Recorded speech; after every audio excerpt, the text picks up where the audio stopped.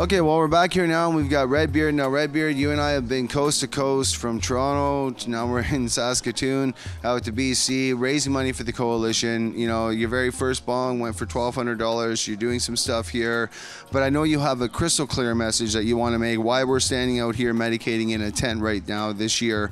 And go ahead, shoot, brother. Well, I had this inside right now. They're having a screening of a new movie that's come out there, and it's so realistic on the screen. They're just showing, I think it was a grower or a dealer being ripped off by some rippers, they're called in our society, but some thieveries targeting the marijuana. And gosh, it's just giving me shivers up my spine. Like, that's why prohibition's got to end. Criminals feeding off of people, like in my case, medical marijuana. You know, I'm far from home, far from my garden, far from my loved one, taking care of my garden, and just to hear that on the screen, it gave me serious shivers up my spine and trauma. And the trauma actually is a reflection of the trauma received when I was raided by the RCMP for unfounded, ungrounded reasons, and found to be at fault, and in return left me with trauma to deal with to this day because of wrongly being accused of growing for the illicit purposes. So, well, as you know, they came in my house. I went to the police board in Abbotsford and simply asked to open a compassion club in their town, being thought I was doing the right thing approaching the police board. In return, a week later, they came in and cut down 21 of my plants, and of course Mr. Conroy and I sued them for that. So yeah, that's interesting that's ongoing. So with the coalition's fight, we have the cross appeal and the appeal coming up November 24th, 4 hours. Yeah, I heard that. That's a little quicker than I thought it would be. So I'm glad to hear it's being heard so quickly. It sounds like it's important that, to the court then. I think that they definitely go in order of preference. So that the fact that we're not being heard in February, we're being in November, I take that as a positive sign. I take that as this needs to be heard now. We've got people in need waiting. The 150-gram limit is ridiculous. I had to come out here for, I wanted to come longer.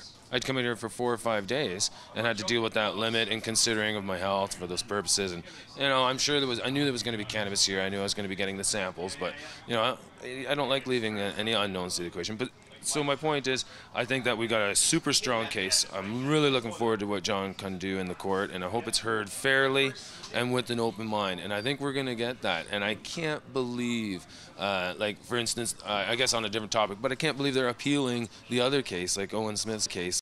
What I'll be talking about today is the need for people to now get behind Mr. Tusaw and make sure that the funding to go, because this is the first medical case ever, medical marijuana case, to go to the Supreme Court of Canada.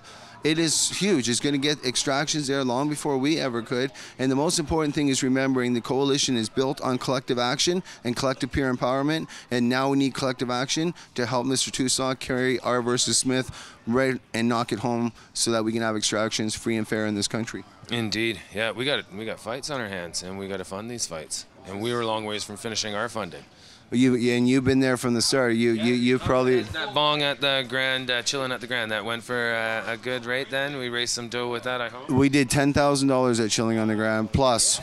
That's awesome. That's wonderful. Yeah, we had a great time. We had a chance to stay with the facilitators. We had a really good time and really good people. Just Ontario really is waking up to what the coalition is about, and really, we're if people watch the video with Mr. Conroy, where I talked to him about putting Washington State in Canada, and he says, I can't, how could you do that?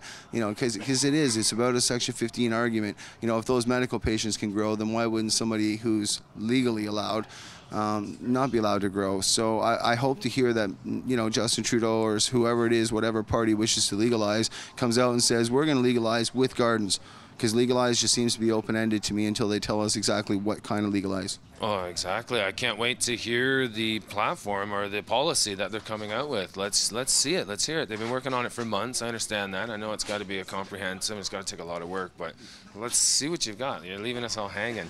I agree. Yeah, I hope that it includes home growing and gardens and access to licensed producers and access to designated growers, and all of it should be allowed.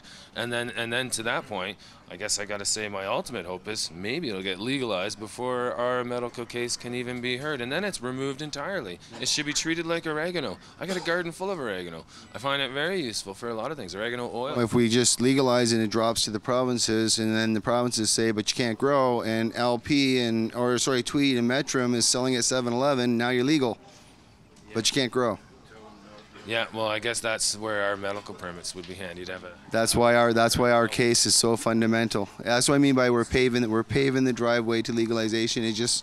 It's trying to get that message out in a way that people truly understand the historical nature, not only what Mr. Conroy has done by restraining the government and the amount of work that we've done in the grassroots movement and improvised methods we've used in fundraising, from pins to shirts to your glass bongs to concerts to barbecues, you name it, we've done it to raise funds. And that's grassroots right from the start. Since 2012 to now, 8,000 members strong, $190,000 raised. You know, we're not done, and I know you're not done.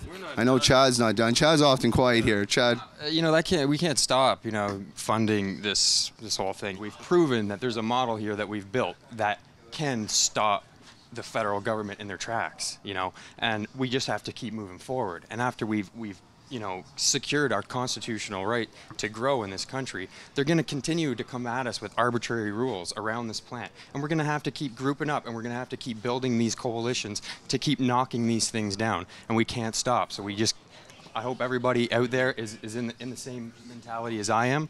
Let's just free this plant, you know? Let's just keep going. With court case precedents, that helps a great deal. To be able to quote a court case previously won, like what we're going to do. It's not about, pave the way. Again, it's not about these puppet politicians, you know? It's about us, the people. We can do this. We can continue to challenge it in court.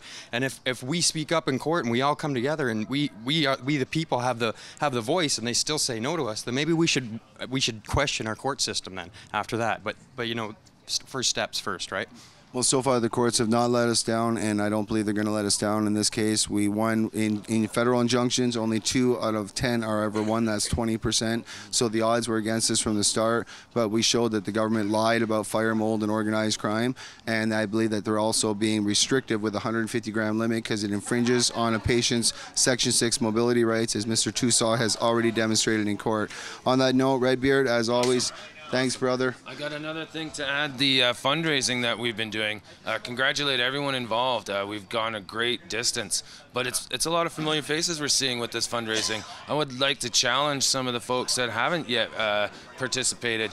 There's a lot of glassblowers in our community. There's a lot of head shops in our community, a lot of growers, a lot of people who could contribute. So I challenge you to find those bucks and contribute. Put it in there. We need it. That's what's gonna fund the case to make it happen. Is all of us. Nobody else is gonna throw in but us. So. And remember, in this case, the Attorney General of Canada is the defendant, not us.